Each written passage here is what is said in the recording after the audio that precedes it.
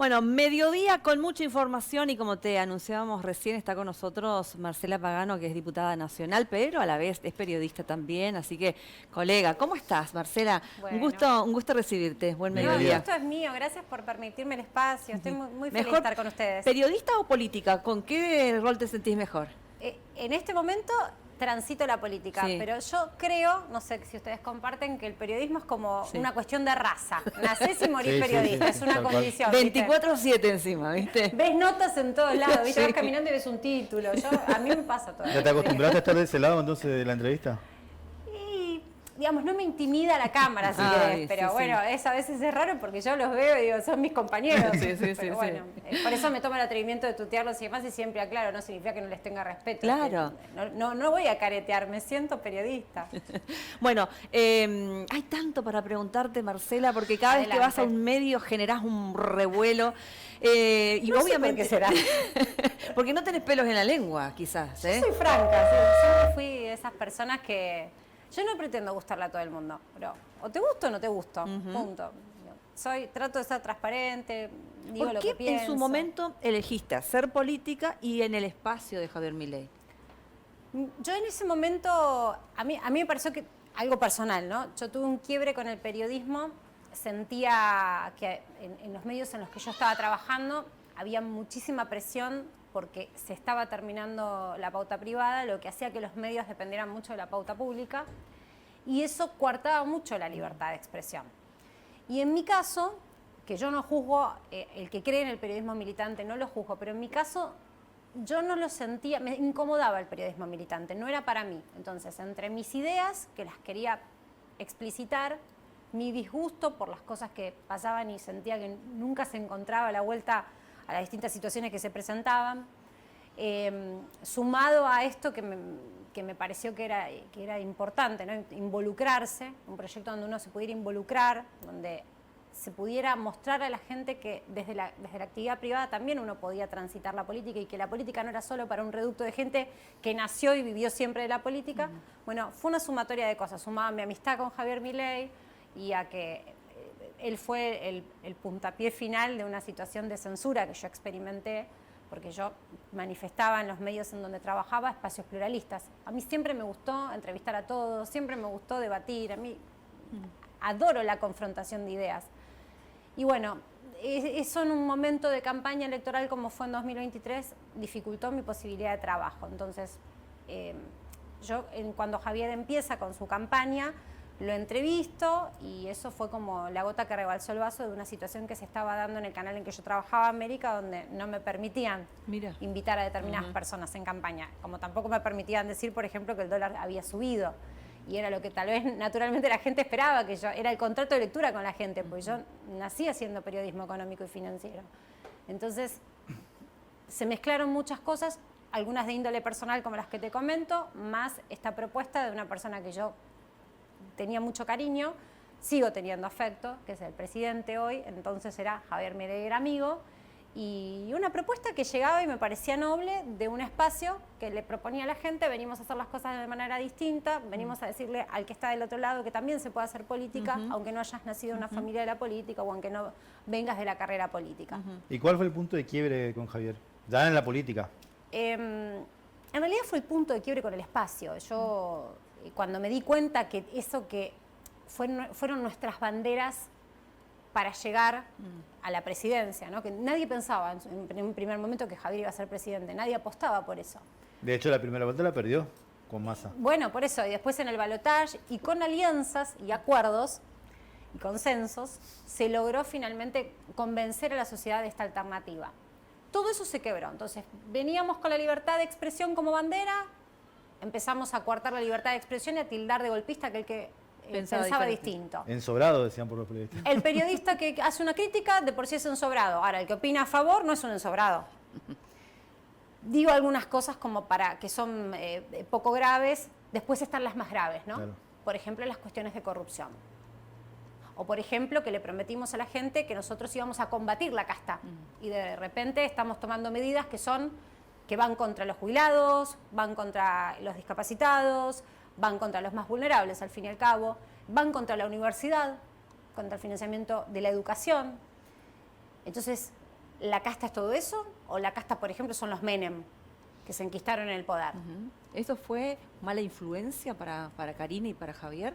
¿O crees que parte de lo que se está haciendo también tiene que ver con sus propias ideas? Yo creo que está muy mal rodeado el presidente. Yo voy a hablar del presidente. Y yo lo expresé en una carta pública, porque lo que hice en una carta pública fue expresar lo que yo ya puertas adentro decía. Que tuvo mucha repercusión, pero ¿llegó a Javier, digamos, recibiste algún tipo de mensaje? No. ¿Alguna reacción? Nada. No, ya creo que él sabía lo que yo creía y sabe de mis convicciones. Y parte de lo que yo en su momento le dije a Javier es, yo acompaño, creo en vos, pero mira que yo no soy de gritar, de tildar de enemigo o de ir a una guerra con el que piensa distinto. Yo naturalmente soy dialoguista. Y él a mí me dijo, yo no quiero que pierdas esa esencia porque es lo que yo necesito. Entonces, cuando yo empecé a ver que muchas de las cosas que eran las condiciones que había charlado, dialogado, no se estaban cumpliendo, ahí fue cuando empecé a tomar cierta distancia. Yo tomo distancia. Me pareció que el proyecto se desvirtuó, me pasaron cosas insólitas que yo las cuento porque, digo, del otro lado, cuando la gente ve los titulares de cuánto gana un diputado o cuánto gana un senador, que no es lo mismo, porque a veces se confunde, se enoja. ¿Cuánto gana un diputado? Y si sos de provincia de Buenos Aires, yo no tengo desarraigo, ¿no?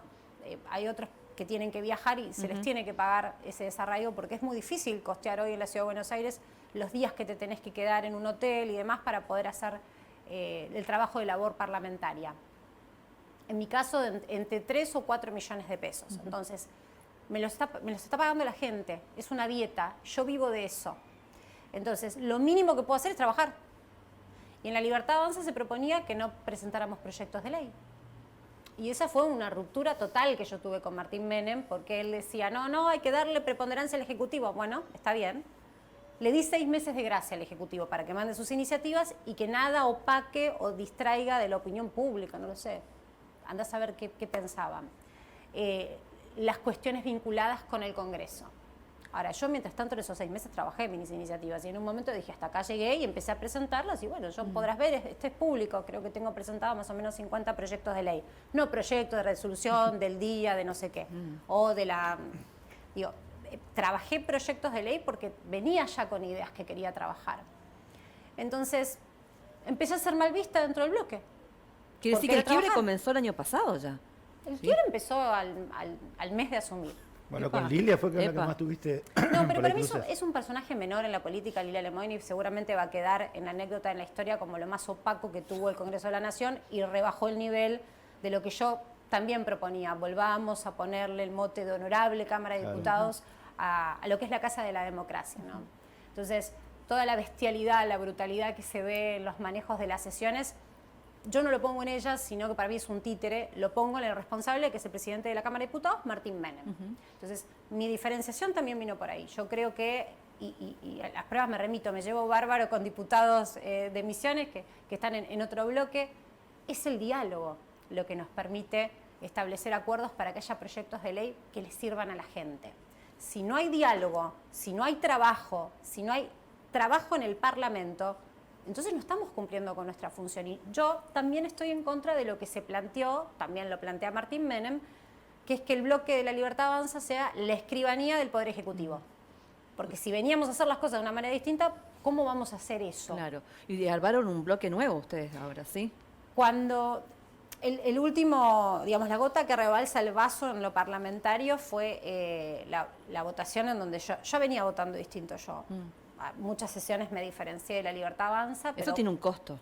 Interno sí, bueno, me mandaban a acosarme con esta cosa para mí adolescente, de trolls. Imagínate que para alguien que trabaja en los medios masivos de comunicación, desde que tiene 20 años, que opinen de tu estética, de la calidad de tu trabajo, de tus noviazgos, de tus noviazgos inventados, digo, eso para mí no me hace mella, con lo cual yo me río, que me digan gorda, fea, alta, baja.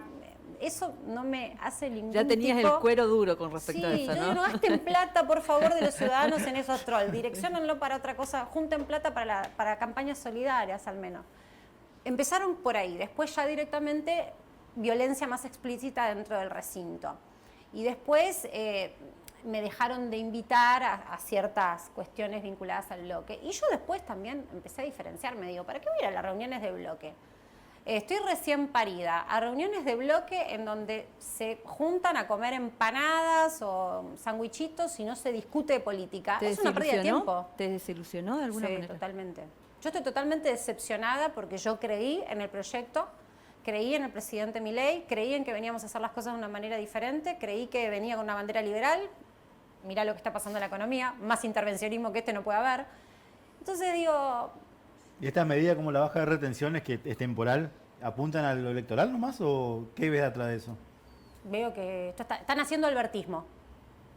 Alberto Fernández debe estar en su casa comiendo con pochoclo, dice, no lo puedo creer.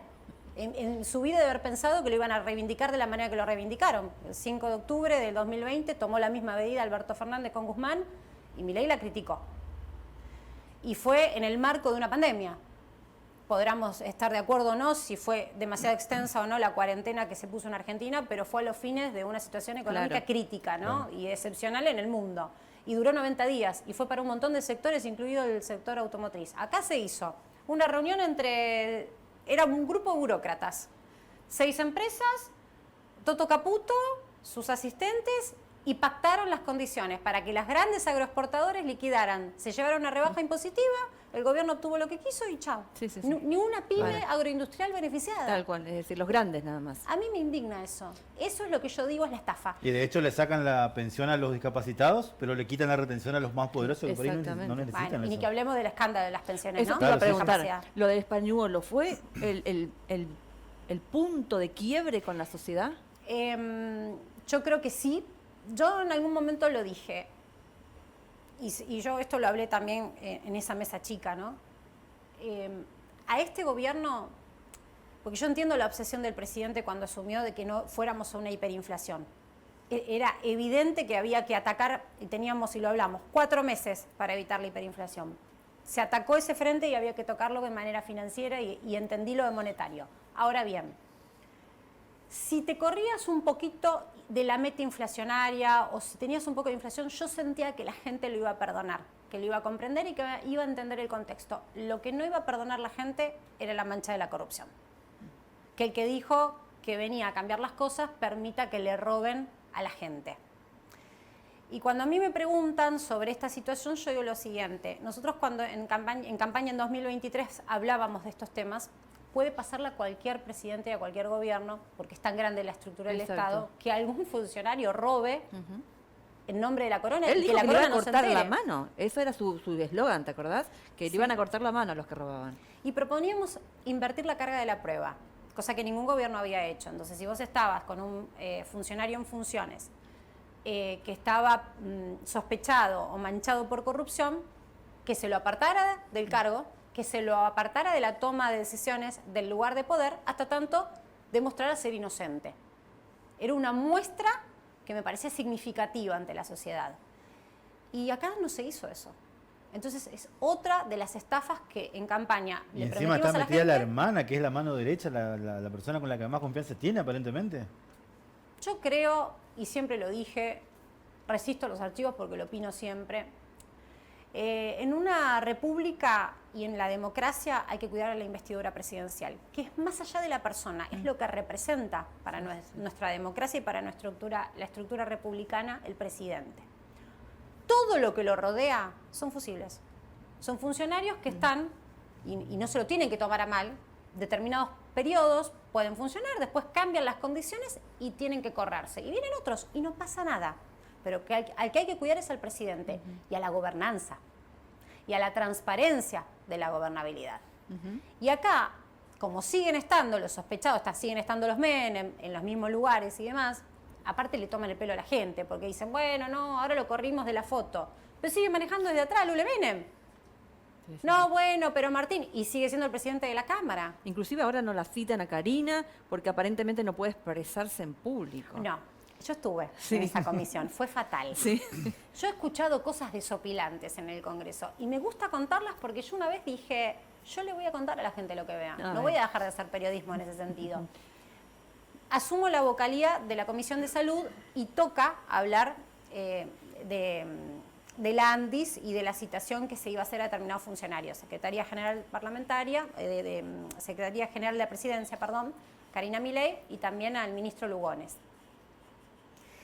Y llega el jefe de bloque de la coalición cívica, los garantes de la República, ¿no? Siempre dijimos que Lilita decía eso. Lilita que decía que Karina fue la primera en los medios de decir, que yo no sé por qué lo dijo, que Karina era la cajera, la debido de esta gestión. Y llega Juan Manuel López, su jefe de bloque, el jefe de bloque de Lilita, a decir que bueno, que cómo iban a citar a una persona que tiene problemas para expresarse públicamente, que esto era una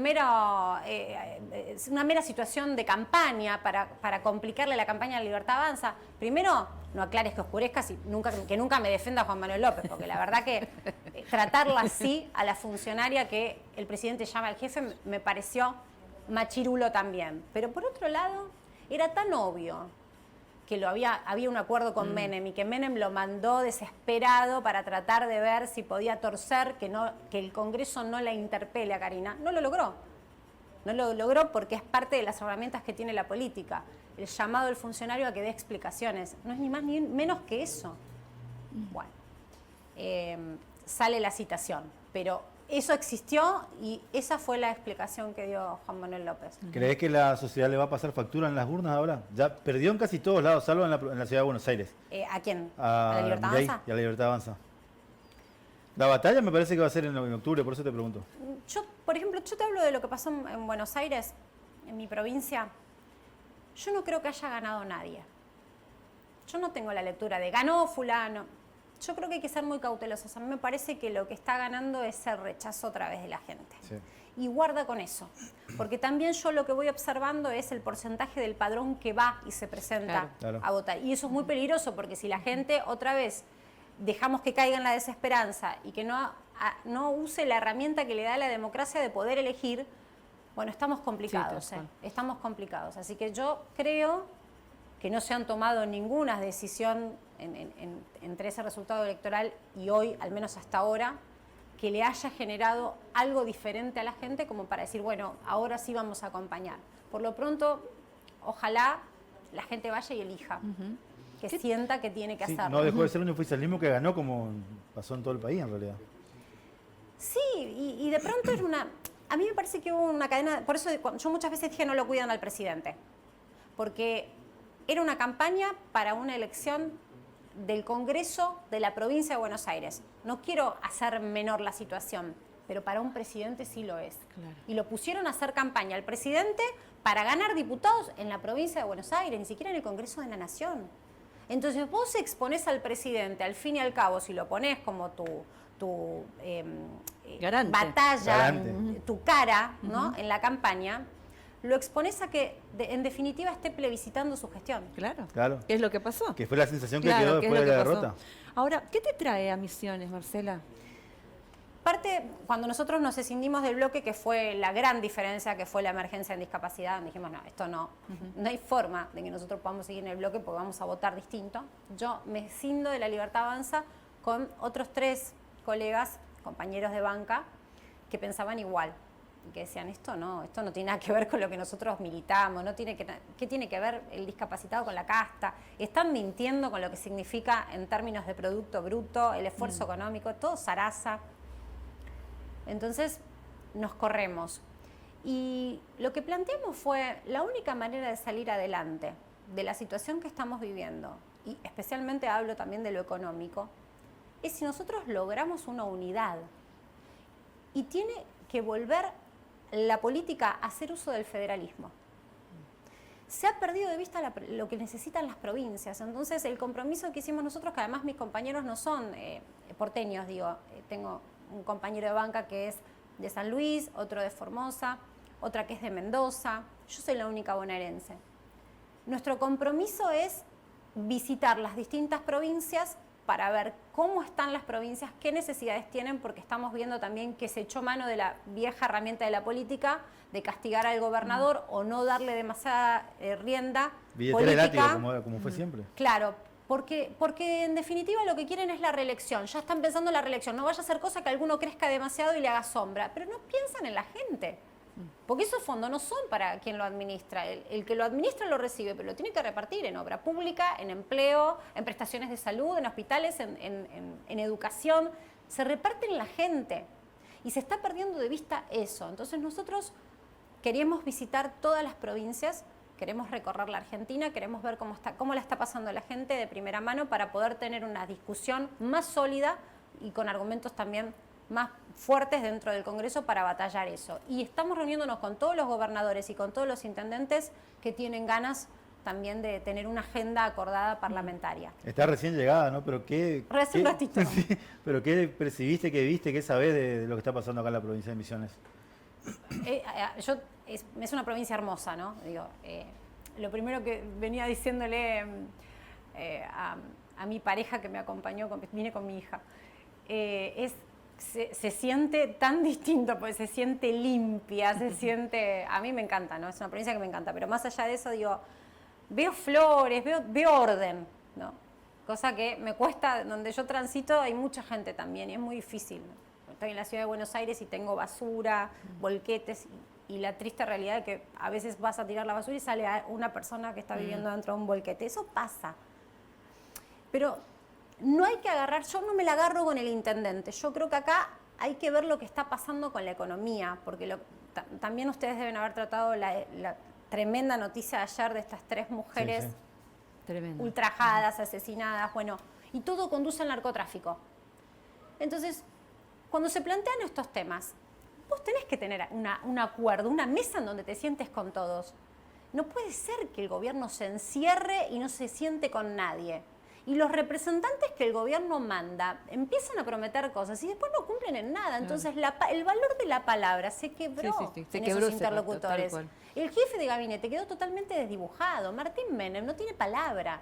Entonces yo entiendo también. Bueno, Catalano asumió y al toque le firma el veto a los ATN. O sea, claro, se va en contra de su claro, propia de gestión. lo que iba a hacer en primera medida. No tengo nada en términos personales, conmigo se ha comportado como un caballero, pero asume una persona que ya estaba ocupando el rol.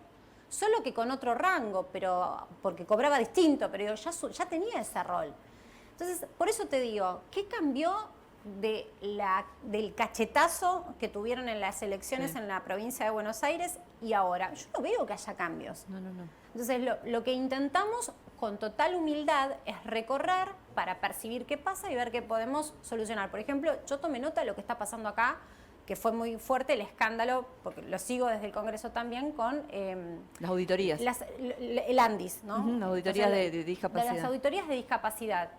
Entonces vinimos a hacer las cosas de manera diferente, pero resulta ser que acá contratan una fundación totalmente trucha, que parece que también están los Menem. En todos los casos de corrupción están los Menem. Es una cosa que no se puede creer, ¿viste? Después dicen que yo tengo algo con el apellido. No tengo nada con el apellido. De hecho, Zulemita es una señora, una lady, pero la verdad que estos primos que le tocaron vinieron a hacer negocios con el Estado de una manera aberrante. voraz. Sí. Tienen voracidad genética.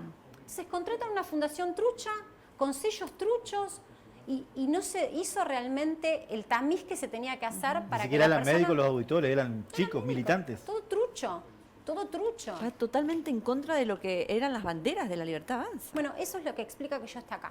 Entonces muchos me dicen, no, porque vos estás haciendo funcional al kirchnerismo. Mira, no me rompan más los cocos con la grieta, porque la grieta es negocio de los que están ahora y de los que tienen la bandera del kirchnerismo. No hay grieta. No hay grieta, porque lo que tenemos que tener es recuperar el sentido común. Si yo te digo, charlemos y pongámonos de acuerdo en una mesa, hay que hacer una comisión por lo que pasó con el fentanilo contaminado, por supuesto. Claro.